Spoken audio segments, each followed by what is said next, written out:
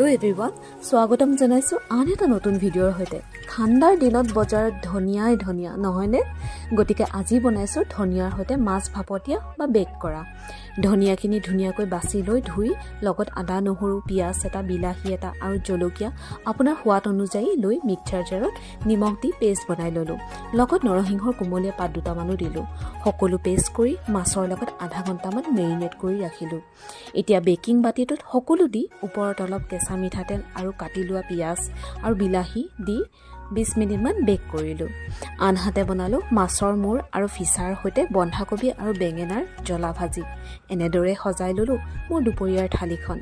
মাছৰ এই তেলবিহীন বেক ৰেচিপিটো নিশ্চয়কৈ ট্ৰাই কৰিব। পৰিয়ালৰ পৰা ৱাহ ৱাহ পোৱাটো নিশ্চিত। আশা কৰিলোঁ আজি ভিডিঅ'টো আপোনালোক সকলোৱে চাই ভাল পালে। আজিলৈ আহিছোঁ তেতিয়াহ'লে, ধন্যবাদ।